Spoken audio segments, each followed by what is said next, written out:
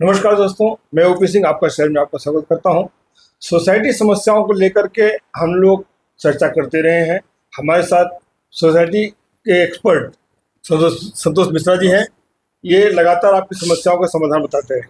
सोसाइटियों में जो समस्याएं हमने डिस्कस की आज तक, उसको लेकर के कई दर्शकों ने हमसे सवाल किया कि रजिस्ट्रार ऑफिस, जो सोसाइटी का रजिस्ट्रार ऑफिस है, उसमें कई तरह किस्म की धांधलियाँ होती हैं, वो फेस करते हैं प्रॉब्लम्स। सर, क्या आप सोसाइटी रजिस्ट्रार में होने वाली समस्याओं से परिचित हैं? जी, अगर बिल्कुल। अवगत हैं तो उन समस्याओं को तो संक्षेप में बताएं भी और उसका समाधान बताएं। ये बहुत अच्छा मैं आपके माध्यम से सारे दर्शकों का बहुत स्वागत करना चाहूँगा इस प्रश्न को उठाने के लिए। ये बहुत ही गहन और बहुत ही कॉमन समस्या है कि जो त्रस्त है, चाहे इस पक्ष का हो या उस पक्ष का हो, वो त्रस्त आदमी ही रजिस्ट्रार के पास जाता है, जो कि क्वासी जुडिशियल बॉडी है, और वहां पे वो सोचता है कि मेरे इसका समाधान होगा मेरी समस्या का। वहां वो और उलझ जाता है। सबसे पहली धांधली वहां ये चलती है कि किसी भी एक स्टैंडिंग जजमेंट है, लॉ ऑफ नेचुरल जस्टिस है, कि जो जजमेंट होता है किसी भी प्राधिकरण का, वो ओपन कोर्ट में प्रोनाउंस होता है। सामने वाले दोनों पक्षों को पता होता है कि फैसला क्या आया।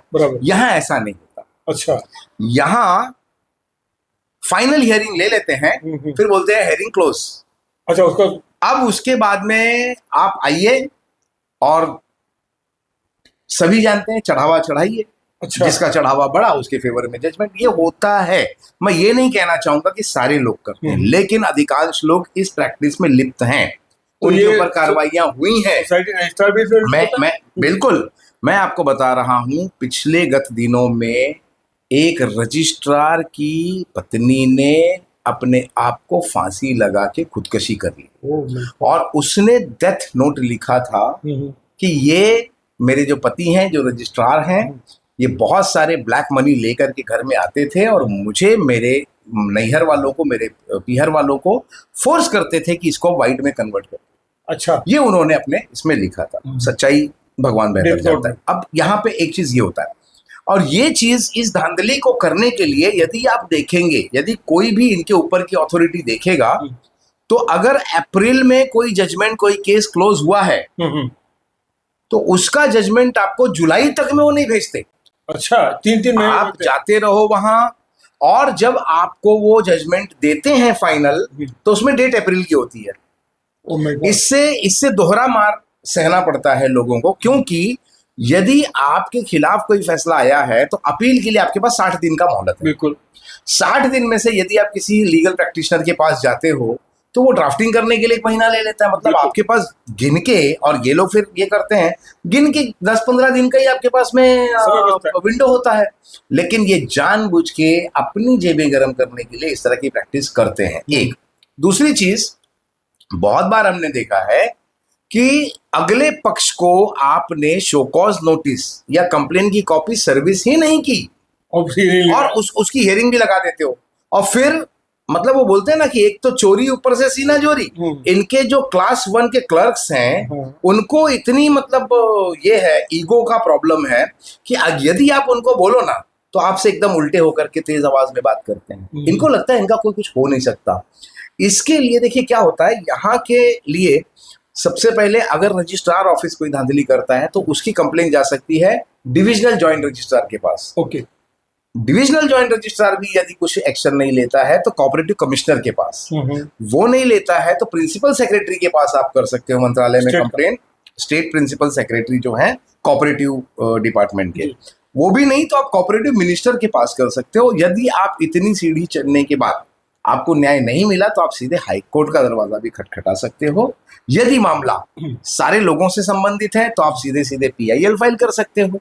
यदि सारे लोगों से संबंधित नहीं है, तो आप रीट कर सकते हो। और भी यदि आपके पास कोई भी ऐसी चीज का पुरावा है कि ये धांधली कर रहे हैं, तो प्रिवेंशन ऑफ करप्शन एक्ट के तहत आप एंटी करप्शन ब्यूरो को भी कर सकते हो। और अहम चीज, करप्शन मतलब सिर्फ पैसा लेना या पैसा उगाही करना नहीं होता। मेंटल हैरेसमेंट या मेंटली किसी को डैमेज करके, या किसी को अलग तरीके से डैमेज करना और उसके लिए कोई अलग तरीके का लाभ लेना, ये भी प्रिवेंशन ऑफ करप्शन में करप्शन का ही पार्ट माना गया है। तो जैसा आपने बताया कि सोसाइटी रजिस्ट्रार में नहीं होता है तो आप डिप्टी रजिस्ट्रार में जाइए, उसके बाद नहीं होता तो और स्टेप जाइए आगे। तो क्या इस बीच में अगर वो सोसाइटी कंप्लेनर अगर न्याय के लिए तड़प रहा है, उसके पास डेडलाइन पड़ी हुई है, घर में कोई समस्या है सोसाइटी में कि हमारे परिवार को निकलने नहीं दिया जा रहा है, बाहर कुछ नहीं दिया जा रहा है, पार्किंग की समस्या है, किसी भी समस्या को लेकर, तो वो उसके लिए क्या करे, क्या उपाय करे? देखिए, कैसे वो सब उसका समाधान कैसे? यदि वो समस्या बहुत ही सीरियस है और लाइफ से रिलेटेड है जी, तो आप निश्चित लोकल पुलिस स्टेशन से हेल्प ले सकते हो, क्योंकि रजिस्ट्रार के सामने जो हियरिंग्स होती है उसमें मेंशनिंग या प्रेसिपी वाला कोई सिस्टम नहीं होता। ओके, वो उनकी मन मर्जी से कभी किसी की हियरिंग 2 दिन में आ जाती है, कभी किसी की 2-2 साल में नहीं आती। और ये जो आपने समस्या बताई कि अप्रैल में हियरिंग क्लोज करी है और दे रहे हैं जुलाई में या अगस्त में, हाँ, तो जो आपका अपडेट देते हैं बैकडेटेड, हाँ, तो आपका डेडलाइन खत्म हो गया, फिर आप कैसे अपने देखिए क्या होता है इसमें, लोगों की भी भूल है। लोग इसके विरुद्ध में कंप्लेन नहीं करते, लोग अपने बचाव के लिए जाते हैं और जो अपील अथॉरिटी है वहां पे ये कंडोनेशन ऑफ डिले फाइल कर देते हैं, मतलब कि मुझसे गलती हो गई, मुझे क्षमा करिए। तो यदि उस वक्त कोई जा करके मंत्रालय के सामने, यानी जो कोऑपरेटिव मिनिस्टर है उनके सामने इन ऑफिसर्स की कंप्लेन करे, तो इन पे महाराष्ट्र सिविल सर्विसेज एक्ट के तहत में disciplinary action and dereliction of duty, ये एक्शन होकर के ये रिप्रीमांड भी हो सकते हैं। क्या कोई ऐसी बॉडी है जो इसमें ऐसे कंप्लेनर को हेल्प कर सके? जी बिल्कुल, महाराष्ट्र स्टेट गवर्नमेंट जो है ये अपने आप में ये इसी काम के लिए है कि अगर कोई व्यक्ति डेरेलिक्शन ऑफ ड्यूटी करता है तो उस डिपार्टमेंट के जो आईएएस अधिकारी होते हैं, उस डिपार्टमेंट के प्रिंसिपल सेक्रेटरी, उनको ये अधिकार है इस पे कार्रवाई करने की। मैं जनरल बॉडी की बात नहीं कर रहा हूँ जो गवर्नमेंट अपॉइंट कर रही है, मैं बात कर रहा हूँ कि जो प्राइवेट कोई ऐसी बॉडी है, आप जैसे कोई संस्थान है जो इसमें हेल्प कर सकते हैं। जी मैं तो आपके माध्यम से, आपके जितने भी दर्शक हैं हमारे, हम उनके लिए तो कभी भी आप आ सकते हैं, बिल्कुल वो गाइडेंस हम कर सकते हैं।